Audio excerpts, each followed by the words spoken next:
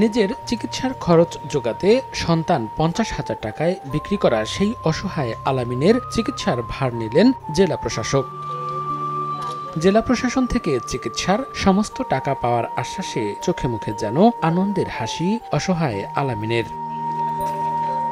চিকিৎসার জন্য 1 মাস বয়সী কন্যা সন্তানকে 50,000 টাকায় বিক্রির খবরটি সময় সংবাদ সহ বিভিন্ন প্রিন্ট ও ইলেকট্রনিক মিডিয়ায় প্রচার করা হয়। বিষয়টি নজরে আসার পরই মঙ্গলবার অসহায় আলামিন ও তার পরিবারকে ডেকে নেয় জেলা প্রশাসন।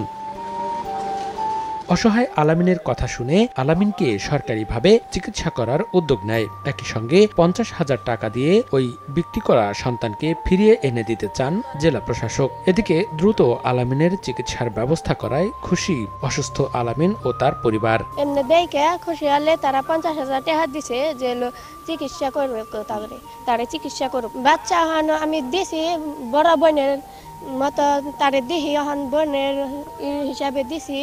তারে যত্ন করে পালবান হয়েছে, আদর যত্ন করে ভালোভাবে মানুষ করবো। চিকিৎসার নিগাই আমার টাকা ছিল না, এর নিগাই আমি বেসপার কইছিলাম আমি নেমু, আমি পালুম। কি আছে আমার স্বাস্থ্য ভাবিরা পালবো। 1, 2, 3 ঢাকায় জমি জিতে নি 100% ক্যাশব্যাক সহ 20 কোটি টাকার পুরস্কার। তার মা আমার ভাই ভাতই খাইব না, এত পঙ্গু আর সুস্থ হবো কিনা না বোঝার কোনো গ্যারান্টি নেই। এই কারণে হ্যাঁ মেয়েটা নিতে চাইতেছে না। আমরা নিয়ে আমরা আল্লাহর রহমতে আমরা পালন, সমস্যা নাই। বাচ্চাটা দিয়ে দিয়েছিলাম, আমাকে তো কোনো উপায় আসাল না।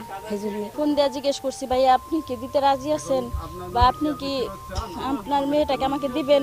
বললো যে আপু ঠিক আছে আপনি নিয়ে যান, কিন্তু আমার মেয়েটার কষ্ট দিয়ে না ভালোভাবে পাইলেন, এইভাবে কথা বলছে। তারপরে আবার যে উনি যাওয়ার পরেও কথা বলছে, আমি ওনারা কোনো কিছু বলে নাই। পরে টাকা পয়সা কোনো কিছু করে নাই। পরে আমি যাই আমার ছেলেরে দিয়ে ওনারা খুশি হয়ে 50,000 টাকা দিচ্ছি যে চিকিৎসা করুন। এখন নিতে বাধ্য, সরকারের উপর দিয়ে তো আর আমরা কিছু করতে পারবো না। আমাদের অনেক কষ্ট হবে, কিন্তু আমরা তো সরকারের বাইরে যেতে পারবো না। তবে পারিবারিকভাবে সন্তান ফিরিয়ে আনার বিষয়ে দ্বিমত পোষণ করেন অসুস্থ আলামিনের স্ত্রী। এ বিষয়ে দ্রুত পারিবারিকভাবে সিদ্ধান্ত নেয়ার তাগিদ দিয়েছে জেলা প্রশাসন। একজন দরিদ্র মানুষ এবং উনি সম্প্রতি অ্যাক্সিডেন্ট করে শয্যাশায়ী হয়েছেন।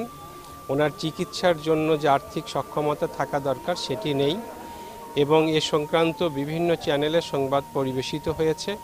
এই সংবাদগুলি জেলা প্রশাসন এবং স্বাস্থ্য মন্ত্রণালয়ের দৃষ্টিগোচর হয়েছে।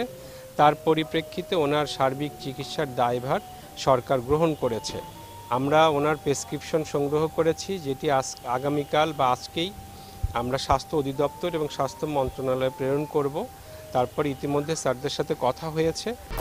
1, 2, 3 ঢাকায় জমি জিতে নি 100% ক্যাশব্যাক সহ 20 কোটি টাকার পুরস্কার।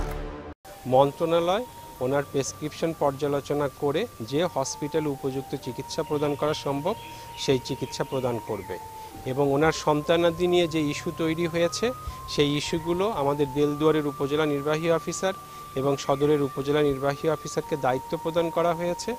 তারা সন্তান প্রতিপালনের যে বিষয়গুলো বা বিক্রির বিষয়গুলো সেগুলো পর্যালোচনা করে সঠিক একটা সাজেশন দেবে। সেই সাজেশনের পরিপ্রেক্ষিতে যদি দেখা যায় যে দারিদ্র্যের কারণে এই ঘটনা ঘটেছে, তাহলে ওনার দারিদ্র্য দূরীকরণের জন্য আর্থিক অনুদান দেওয়ার জন্য আমাদের পর্যাপ্ত বাজেট প্রস্তুত রয়েছে। ওনাকে সেভাবে আমরা আর্থিক সহায়তা প্রদান করব। গত পহেলা রমজান একটি তুচ্ছ ঘটনাকে কেন্দ্র করে কথা কাটাকাটির এক পর্যায়ে প্রতিপক্ষের হামলায় গুরুতর অসুস্থ হয়ে পড়েন টাঙ্গাইলের দেলদুয়ার উপজেলার অটোরিকশা চালক আলামিন। পরে চিকিৎসার খরচ জোগাড় করতে না পেরে 50,000 টাকায় নিজের 1 মাসের সন্তানকে বিক্রি করে দেন তিনি। সময় সংবাদ, টাঙ্গাইল।